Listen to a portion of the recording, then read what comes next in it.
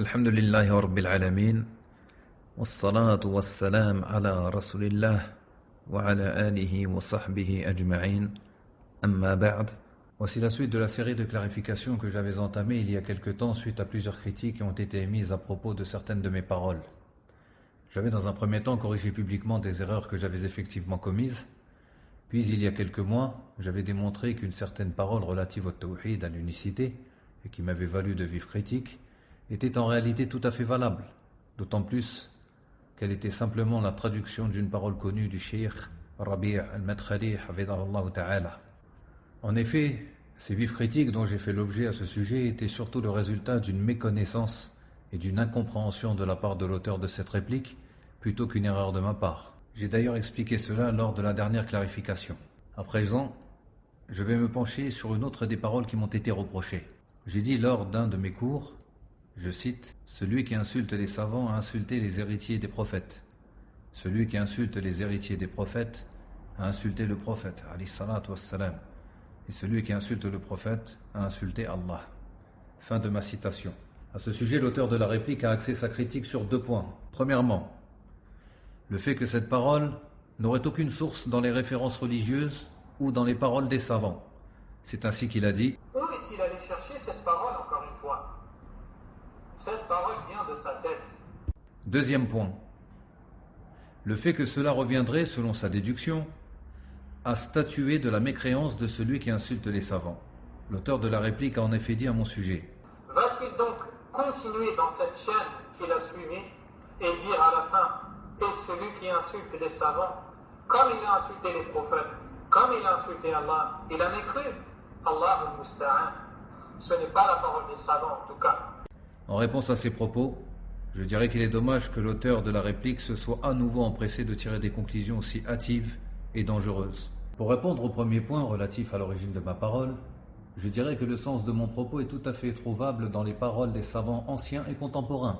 Je me contenterai ici de citer une seule d'entre elles, étant donné que mon propos en est très proche. Quelques autres paroles viendront ensuite afin d'appuyer ma réponse au second point sur lequel la réplique me visant a été construite. Al-Khatib, rahimahullah, a effectivement recensé dans un de ses ouvrages intitulé Al-Faqih wal-Muttafaqih que Abdullah ibn Abbas radiyallahu ta'ala anhuma a dit « Celui qui porte préjudice à un savant a porté préjudice au messager d'Allah, et celui qui porte préjudice au messager d'Allah a porté préjudice à Allah. » Fin de citation. Au niveau de son sens, cette parole de Abdullah ibn Abbas radiyallahu anhuma est tout à fait valable, bien qu'il y ait à redire sur l'authenticité de sa chaîne de transmission.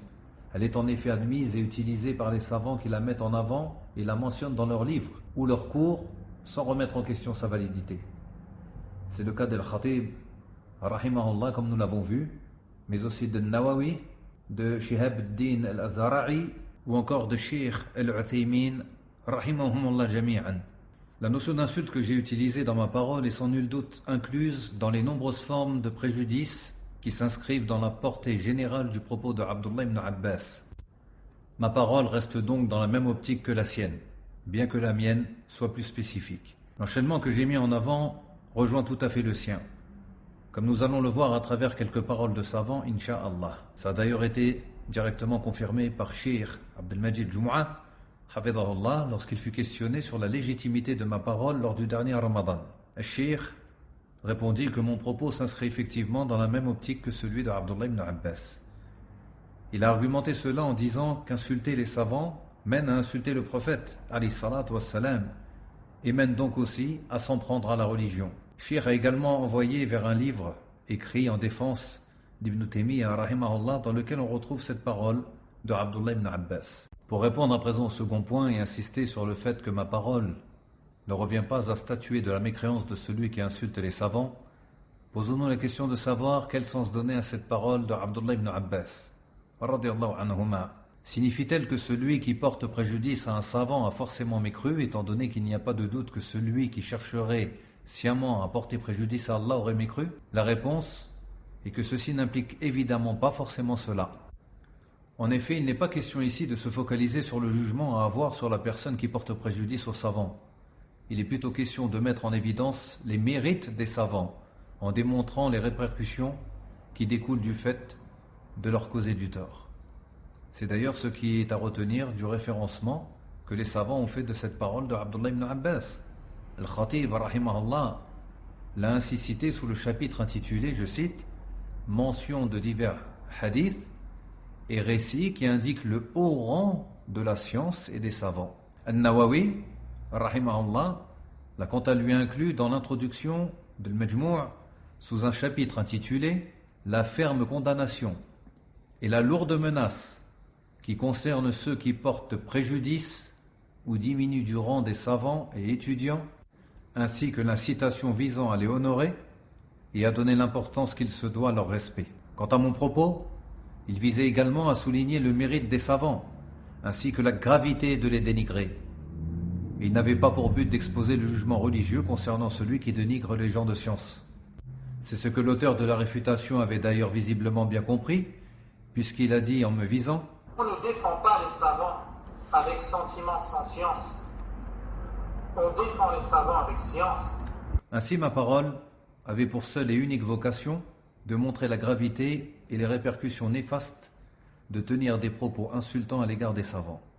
D'autant plus que cela ne se limite pas uniquement à leur personne, mais touche aussi surtout le message qu'ils véhiculent, ce même message que le prophète alayhi salatu wassalam a transmis d'Allah. Ce type de discours est d'ailleurs tenu par plusieurs savants. Parmi les contemporains, Cheikh Rabi' hafidahullah a dit à propos du fait de dénigrer les savants à la fin d'une conférence intitulée Wujub al-ittiba' la al-ibtida'. Je cite, « Ceci est très grave. Dénigrer les gens de la vérité et les rabaisser conduit à dénigrer la religion. » Fin de citation. Quelle valeur a donc le fait de dénigrer la religion aux yeux de l'auteur de la réplique? Je pense qu'il dirait, Inch'Allah, que c'est de la mécréance. Mais ira-t-il pour autant comprendre de cette parole du Cheikh Rabi' hafidahullah que ce dernier soutient que celui qui dénigre les savants sera forcément amené à mécroire, étant donné que son agissement mène à de la mécréance? Autre exemple de citation de nos savants contemporains, Cheikh Saleh al-Sheikh hafidahullah a dit dans son commentaire de Tahawiyya, je cite, « Dénigrer les compagnons revient à dénigrer la religion. De la même façon, dénigrer les savants reconnus pour leur droiture et leur sagesse, que ce soit du fait d'erreurs qu'ils ont commises ou d'efforts de compréhension qu'ils ont eus, revient à dénigrer la religion. Le registre est en effet identique. » Fin de citation. Cheikh a d'ailleurs développé cela dans sa conférence Ribatul Ulama. Il en effet dit, je cite, « Lorsqu'on s'attaque aux gens de science, on s'attaque en réalité à la religion, car la religion qui prend sa source dans le Coran et la Sunna n'a été transmise que par les gens de science. C'est ainsi que celui qui s'attaque aux gens de science voit son attaque viser en réalité la religion, qu'il ait ou pas cela comme intention. » Puis le cheikh dit aussi, « Les savants sont les héritiers des prophètes. S'attaquer à eux revient donc en réalité à s'attaquer à la religion. » Fin de citation. Va-t-on là aussi faussement comprendre que Cheikh Saleh al-Sheikh hafidahullah soutient que celui qui dénigre les savants ou s'attaque à eux est forcément mécréant? Ou va-t-on plus justement retenir qu'il cherche avant tout à mettre l'accent sur les graves implications que contiennent ces mauvaises manières d'agir dans le but que l'auditeur s'en écarte? Nul doute que c'est dans cette dernière optique qu'il est et que sont généralement les savants qui tiennent ce genre de propos. On pourrait d'ailleurs au passage poser la question à l'auteur de la réplique, comment interpréter sa parole lorsqu'il dit lui-même dans un de ses cours « Le fait de dire qu'une innovation est bonne est une insulte au prophète Mohammed sallallahu alayhi wa sallam. » Le sujet est certes différent, mais l'idée reste la même. Devrions-nous donc déduire de cette parole que toute personne qui soutiendrait qu'il y a de bonnes innovations en religion a mécru?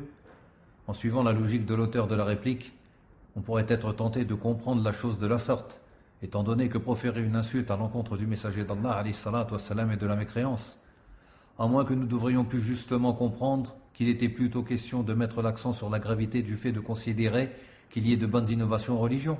Je suppose qu'il répondrait qu'il voulait insister sur la gravité de ce discours erroné en mettant en évidence ce qu'il implique.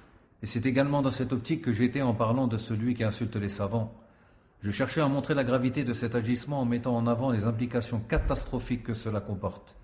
Dans cette optique-là, ma démarche est tout à fait légitime. De même que l'enchaînement que j'y ai évoqué. Tout cela ne s'écarte pas de ce qu'ont pu dire les ulama dont j'ai précédemment cité les paroles. Mon propos s'inscrit même dans la lignée de celle de Abdullah ibn Abbas, radiyallahu anhuma, comme nous l'avons vu. Pour encore plus insister sur cela, j'ajouterai que je n'ai à aucun moment abordé la question du jugement relatif à celui qui insulterait les savants. Surtout que si j'avais ouvert cette question dans ce contexte, je serais sorti du sujet initial. Et cela aurait fait diminuer l'impact de l'exhortation. Dans ce sens, ma démarche se rapproche de celle de beaucoup de nos prédécesseurs. En effet, ces derniers n'aimaient pas entrer dans les détails en expliquant les textes qui exposent la menace qui pèse sur ceux qui commettent les grands péchés. Par exemple, les hadiths dans lesquels le messager d'Allah alayhi salatu wassalam, a dit que n'entrera pas au paradis ceux qui commettent tel ou tel péché. Les prédécesseurs disaient plutôt « Prenez ces textes comme ils sont venus », bien qu'ils considéraient que ceux qui les accomplissent ne soient pas sortis de l'islam. Le but de ce genre de démarche est de donner plus de poids au blâme présent dans ces textes et éviter de leur faire perdre de leur impact. Suite à ce bref exposé, on se rend compte que l'auteur de la réfutation n'aurait pas dû être si catégorique lorsqu'il dit à propos de ma démarche « Va-t-il donc continuer dans cette chaîne qu'il a suivie et dire à la fin « Et celui qui insulte les savants, comme il a insulté les prophètes, comme il a insulté Allah, il a mécru. Allah al-Musta'an. » Ce n'est pas la parole des savants en tout cas. À la limite, la remarque qu'il aurait pu faire est que ce genre de paroles doivent être utilisées avec précaution, surtout face à un public novice, et que l'on doit s'assurer qu'un sens non voulu ne soit compris. C'est d'ailleurs cette précaution que m'ont incité à prendre certains parmi les savants que j'ai consultés à ce sujet, et qui voient que ce genre de propos doivent être utilisés avec prudence. Voilà donc quelques éléments à travers lesquels j'espère avoir démontré que ma parole initiale a bel et bien des origines et n'est pas le fruit de mon imagination. J'espère également avoir clarifié durant ces quelques minutes le fait que mon propos ne revient en rien à juger forcément mécréant celui qui insulte les savants. Je tiens tout de même à souligner qu'il est vrai qu'à la base, le jugement de celui qui insulte les savants est la perversité, comme l'a souligné l'auteur de la réplique. Mais il ne faut pas non plus exclure que, dans certains cas, ce genre de paroles puisse atteindre le degré de mécréance majeure qui fait sortir de l'islam.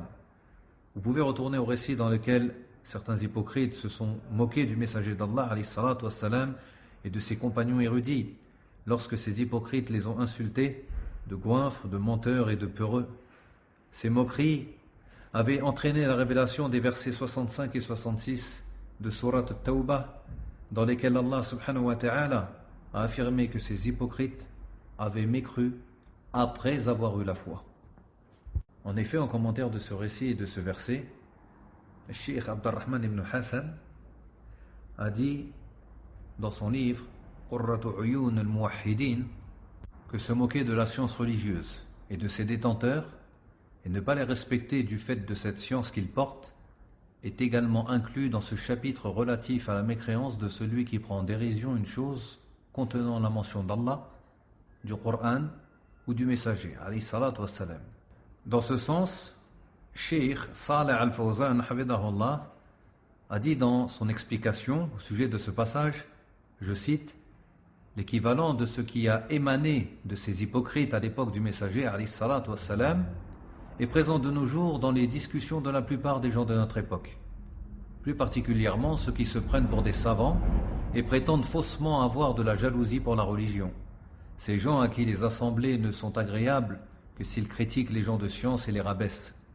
Ces gens qui disent que les savants ne sont rien, qu'ils sont complaisants et qu'ils sont les savants et les agents des gouverneurs, etc. Nas'allah al-afiyah. C'est pour ça qu'il est obligatoire de se méfier de rentrer dans ce genre de paroles, car ils peuvent mener celui qui les prononce à la mécréance après la foi. Wal-'iyadhu billah. Fin de citation. On pourrait citer plusieurs autres paroles et fatawas de gens de science anciens et contemporains, mais on se contentera de cette référence. Et je renvoie ceux qui veulent approfondir le sujet vers des ouvrages écrits par les savants de la Sunna à propos des annulatifs de l'islam. Voilà quelques précisions qu'il aurait été intéressant que l'auteur de la réplique apporte, au minimum pour aller au bout de son explication qui était censée être détaillée, surtout qu'il était dans un contexte de réfutation. Mais bon, il est vrai qu'aborder ce genre de point n'allait pas forcément dans la direction qu'il avait visiblement décidé de prendre. Car il n'y a pas de doute que laisser entendre que, dans certains cas, celui qui insulte le savant, ou même tout musulman en réalité, peut mécroire, aurait fait tomber à l'eau toute son argumentation. En effet, ça aurait montré ce à quoi les insultés peuvent mener. Même si je rappelle que ma parole n'avait pas pour vocation d'aborder la question du jugement de celui qui insulterait les savants. On relèvera donc ici un manquement de la part de l'auteur de la réfutation, et on remarquera qu'il s'est uniquement focalisé sur ce qui allait dans son sens, et qu'il a mis de côté ce qui ne l'appuyait pas. Or, il est obligatoire que l'on mette en avant les arguments qui peuvent s'opposer aux nôtres, y compris ceux que l'opposant lui-même peut ignorer. Il est aussi obligatoire de les analyser comme on le fait avec nos propres arguments, comme l'a dit Cheikh Sa'di rahimahullah dans le début de son tafsir de Surat al-Mutaffifin. À moins que le problème soit dû au fait que l'auteur de la réplique ne connaît pas les cas de figure en question, ainsi que les paroles des gens de science à leur sujet. C'est à lui-même de voir. Cet audio de clarification touche donc à sa fin. Je pense que ces quelques éléments de réponse me dispensent de répondre aux autres argumentations par lesquelles l'auteur de la réplique a cherché à appuyer ses propos. Je me suffis en effet de démontrer ici qu'à la base, ce sur quoi il a fondé son reproche n'est pas à sa place. Or, ce qui part d'une base invalide est forcément lui-même invalide. Wallahu ta'ala a'lam wa sallallahu wa sallam ala rasulillah wa ala alihi wa sahbihi ajma'in.